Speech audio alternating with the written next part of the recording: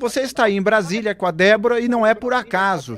Tivemos as posses do novo presidente do Senado e do novo presidente da Câmara dos Deputados, Davi Alcolumbre e Hugo Motta, respectivamente. Como é que você está vendo a repercussão aí cedo, logo após, inclusive, uma coletiva dos três, porque também tinha o Lula nela, não é isso? Então, vamos começar do começo, Inácio. Vamos aproveitar, já que a gente está ainda dando esperando aqui o Vandick, vamos aproveitar para falar um pouco sobre essas eleições na Câmara e no Senado. É bom lembrar que o Hugo Motta, ele foi eleito aqui na Câmara com 444 votos, enquanto que o Davi Alcolumbre foi eleito lá no Senado com 73 votos. Tem uma questão importante aqui sobre esses números. Primeiro, porque o Hugo Motta, não é, Débora, imaginava-se que ele ia ter entre 470 e 480 votos.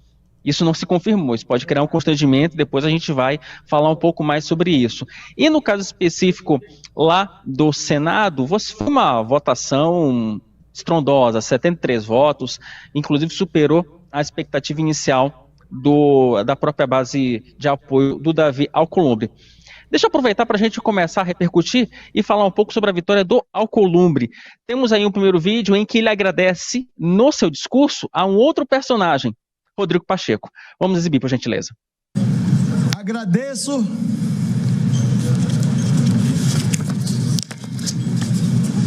muito especialmente a um irmão que a vida me deu, ao presidente Rodrigo Pacheco.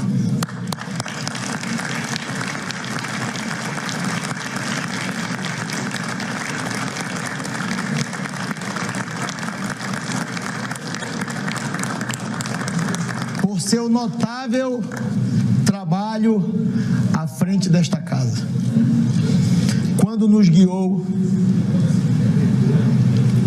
com muito equilíbrio e com muita sabedoria. Sua liderança nos fortaleceu e nos preparou para os desafios que temos pela frente. Agradeço também, muito especialmente, a minha família, pelo amor e pelo apoio incondicional aos meus pais, o mecânico Samuel,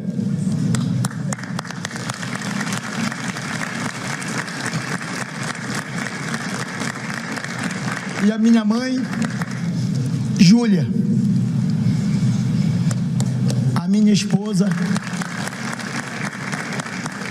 Liana, e aos meus filhos Davi e Mateus.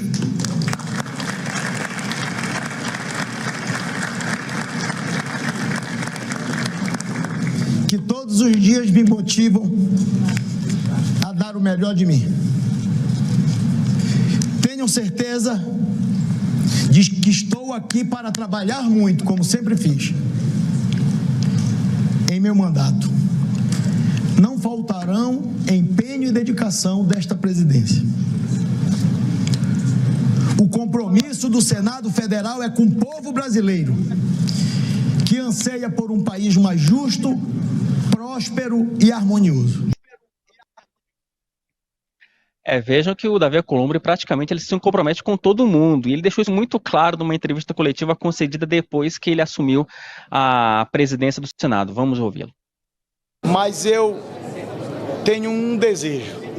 Eu não quero que o Congresso brasileiro seja a caixa de ressonância de extremos. Não é bom para o Brasil, não está sendo bom para o Brasil essa polarização constante, de agressões constantes, que a gente vive uma eterna disputa eleitoral, e que eu vou pedir para que todo mundo pense no Brasil e que deixe as disputas ideológicas, políticas e eleitorais para o ano da eleição, para nós nos darmos as mãos e fazermos da agenda do Congresso e, aliás, tomarmos a dianteira da agenda legislativa do Congresso em favor do Brasil. E a outra parte, para me concluir, que eu já falei muito, eu quero dizer que, enquanto presidente do Senado, eu vou trabalhar incansavelmente pela relação de harmonia com os outros poderes. E para conseguir essa harmonia toda, o Davi Alcolumbre, não é, Débora, teve que juntar integrantes do PT e do PL, ou seja, ele conseguiu, no mesmo arco de aliança, trazer representantes do petismo e do bolsonarismo. Só que não se enganem, a grande missão dele vai ser regulamentar, legitimar e dar um ar de legalidade para o orçamento secreto. Boa tarde, Débora. O que você destaca? O que você destaca dessa eleição do Alcolumbre? O que dá para esperar dessa gestão Davi Alcolumbre aqui do ladinho do Senado? Pois é, Davi Alcolumbre, que inclusive no último ano foi alvo da Polícia Federal em investigação sobre suposto desvio de emendas, e esse desafio sobre conciliação com o Supremo Tribunal Federal não vai ser fácil, porque quando a gente conversa com os parlamentares aqui na Câmara, no Senado, a gente vê que há uma insatisfação muito grande ainda em virtude do bloqueio das emendas parlamentares no último ano, Wilson Lima. Isso ficou muito claro ao longo do final de semana. O Davi Alcolumbre, ele falou, olha, vamos respeitar o Supremo Tribunal Federal, mas cada um nessa casinha, né? Cada legislativo legisla, judiciário julga, e o executivo executa. Ou seja, quem imaginava uma gestão simples de Palácio do Planalto, olha, se enganou redondamente. Eu passo para São Paulo para análise do nosso Rodolfo Borges. Boa tarde. Boa tarde. O que os eleitos estão anunciando é harmonia, mas é difícil esperar algo diferente do que já vinha acontecendo.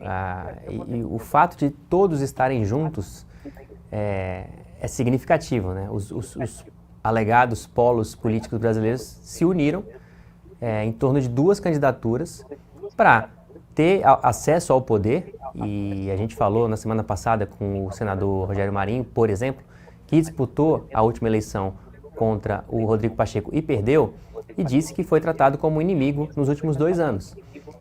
Na expectativa de que o PL e principalmente Jair Bolsonaro possa ter algum poder de barganha no Congresso nesses próximos 2 anos, eles embarcaram nessas duas candidaturas, de Mota e de Alcolumbre, para o desgaste com os aliados. Os aliados até que entendem o que está acontecendo. Agora, os apoiadores, os eleitores do Bolsonaro, para eles é muito mais difícil entender essa engenharia política que foi feita no Congresso, que acabou colocando eles do mesmo lado dos adversários, alegados adversários mortais ainda. Interessante. E eu aproveito e convido o Vandique Silveira para fazer parte aqui do nosso debate e dizer como é que o mercado reagiu agora à eleição de Alcolumbre e de Mota, agora que temos novos presidentes. Vandique Silveira, muito boa tarde, boa semana que se inicia.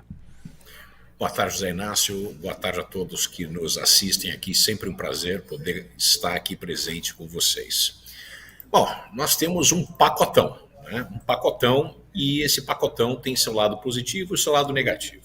O lado positivo é que, querendo ou não, tendo Alcolumbre e Mota e uma coalizão de direita à esquerda, a gente tem menos solavancos com questões na economia, né? Essas duas peças do xadrez político vão tender a ser menos inclinados a grandes arroubos, como foi até agora a gestão, principalmente do governo, e essas tentativas, né, de gastos imprevistos, etc.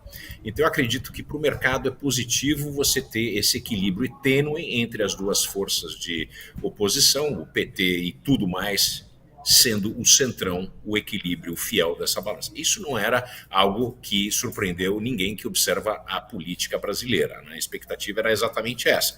Só que o nome do jogo aí é um Lula marionete, desgastado, e quem vai realmente tocar daqui para frente o país vai ser o centrão junto com o Congresso Nacional. É aí que ficou bem claro para mim. Isso, de novo, é positivo. No entanto, o lado negativo dessa equação é o fato que todo monopolista extrai preços extremamente elevados. Então, isso vai se resumir nas questões, principalmente tendo a ver com a pauta das emendas que tendem a ser desconsideradas pelo governo, e a gente deve ter uma paz tênue com relação a isso, e o centrão se elucubrando com todos os tipos de emenda que quiser. Então, essa é a minha perspectiva.